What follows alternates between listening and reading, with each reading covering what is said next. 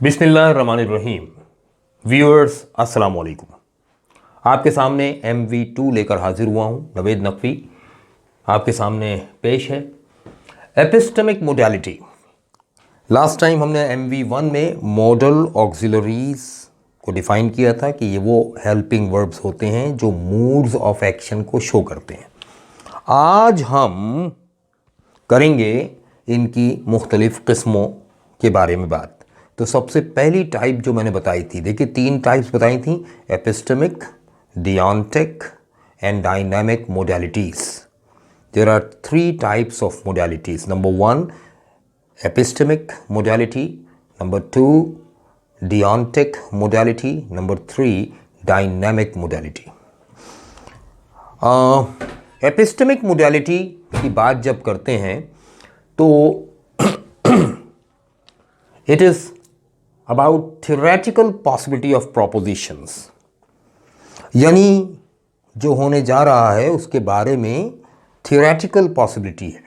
यानी theoretical possibility ज़रा कमज़ोर हो जाती है, ठीक है ना, जिसे हम कहते हैं कि इट इज़ हो भी सकता है, नहीं भी हो सकता, ठीक है ना। तो थियोरेटिकल पॉसिबिलिटी है, मैं इसको यूं कहूं कि ट्रू और अनट्रू, यानी ये भी हो सकता है कि वाकई ऐसा हो और ये भी हो सकता है कि वाकई ऐसा ना हो। या मैं कहूँगा लाइकलीहुड और सर्टेनिटी। देखिए 2 चीज़ें हैं, लाइकलीहुड और सर्टेनिटी। मैं अनसर्टेनिटी के बजाय लाइकलीहुड का वर्ड इस्तेमाल किया है।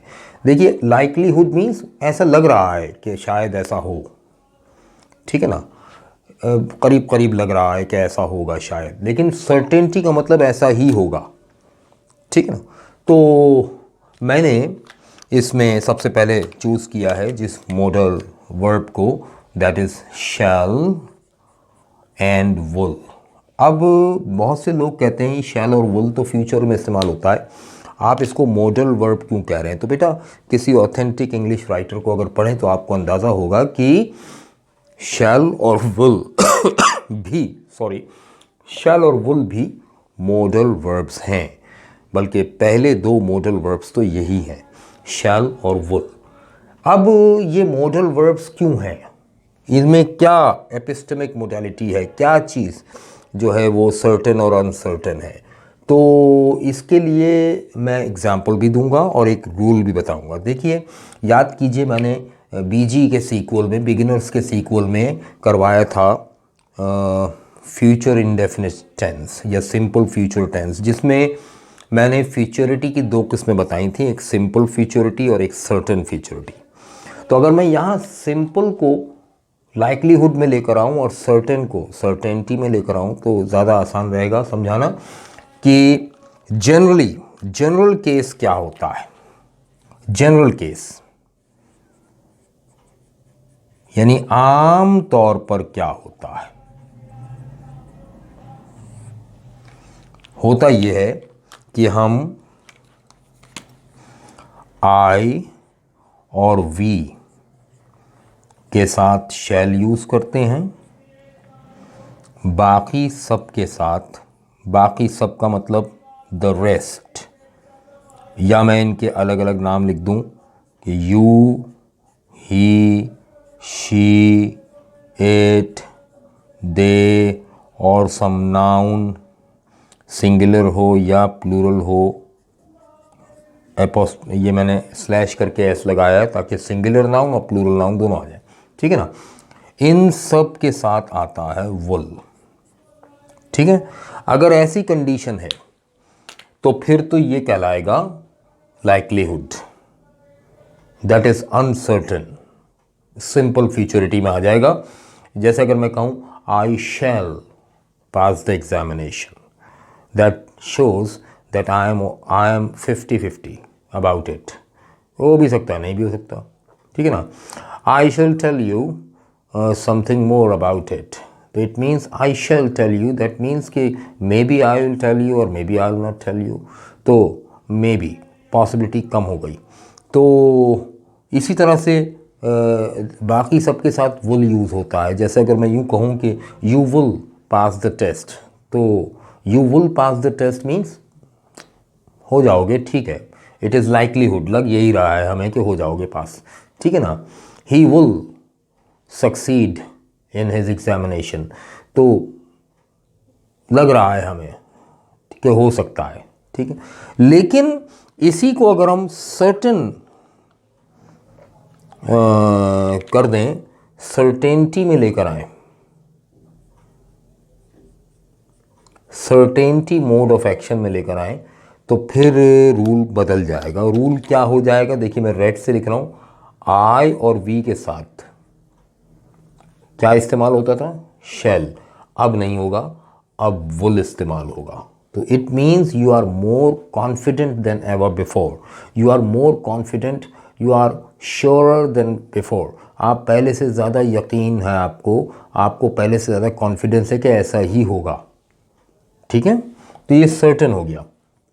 और बाकी सबके साथ यानी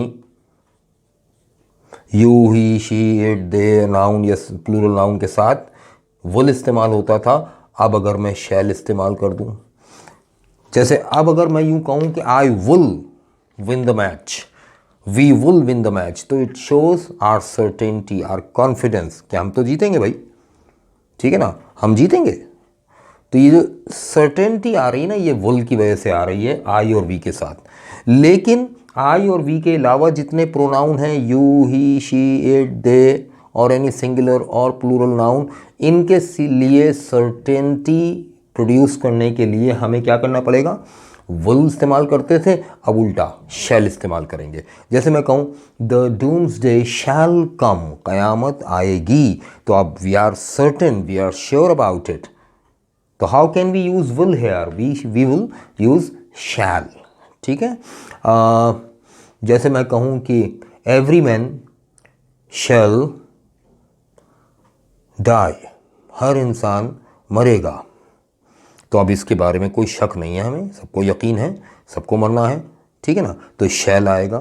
तो इसी तरह से आपने देखा होगा स्कूल्स कॉलेजेस के जो सर्कुलर होते हैं, सर्कुलेशन होती है, उसमें बताया जाता है कि the school shall remain closed tomorrow, कल स्कूल बंद रहेगा। हालांकि वो द स्कूल तो ना आई है ना वी है ना, तो फिर शैल क्यों आ रहा है, वो लाना चाहिए भाई, नहीं, it is certain, it is certain, ये हतमी या यकीनी खबर है, ठीक है ना। The school shall reopen from the 1st of February 2021। तो अब ये हतमी तौर पर, यकीनी तौर पर ये ख़बर दी गई है, नोटिफाई की गई है, तो अब इसमें विल नहीं आएगा, शैल आएगा, ताकि सुनने वाला या पढ़ने वाला किसी लैक ऑफ कॉन्फिडेंस का शिकार ना हो।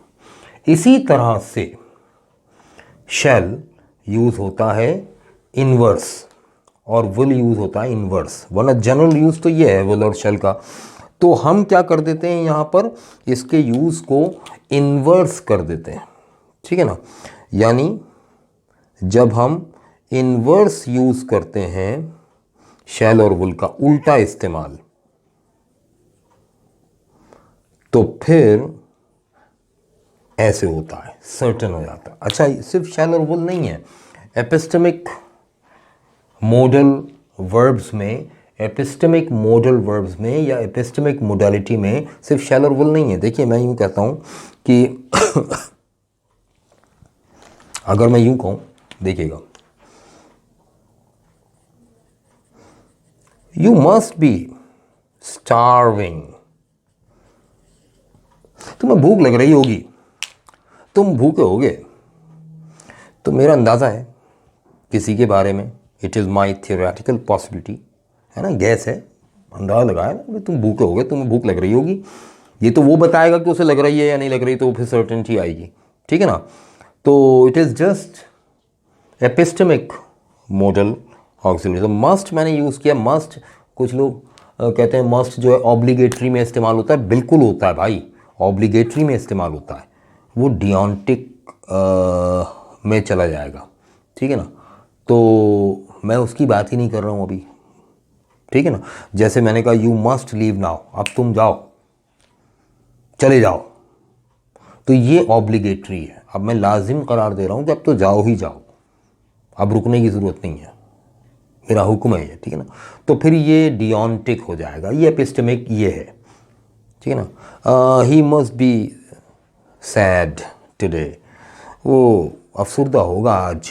अब ये मेरा अंदाज़ा है, मैं मस्ट क्यों लगा रहा हूँ कि मेरे अंदाजे में एक यकीन का उनसर शामिल है, लेकिन ये ऑब्लिगेटरी नहीं है, लाजमी नहीं है कि मैं लाजिम कर दूँ, नहीं जी वो तो होगा ही होगा, मैं कह दिया इसलिए वो उदास नहीं भी है तो मेरे कहने की वजह से हो जाएगा, ऐसा नहीं है भाई। तो लाजिम नहीं है कि मस्ट हमेशा ऑब्लिगेटरी हो, लाजिम नहीं है। मस्ट जो है वो एपिस्टेमिक मॉडल ऑक्सिलरी के तौर पर भी इस्तेमाल होता है, ठीक है। तो ये मैंने चंद मिसालों के साथ आपको समझाया है। आगे हम नेक्स्ट लेक्चर में आपके लिए लेकर आ रहे हैं MV3 में डियोंटिक मोडालिटी, और फिर उसके बाद लेकर आएंगे डायनामिक मोडालिटी, और मॉडल ऑक्सिलरी सही तरह से आपके जहन नशीन होंगे। जिस तरह पढ़ाए जाते हैं सारे मिक्स करके कि ये एडवाइस हो गया, ये फ़लाँ हो गया, ये फ़लाँ हो गया, भाई उस तरीके से तो मैं बता चुका हूँ पहले भी, उस तरीके से समझाने पर काम नहीं चलता।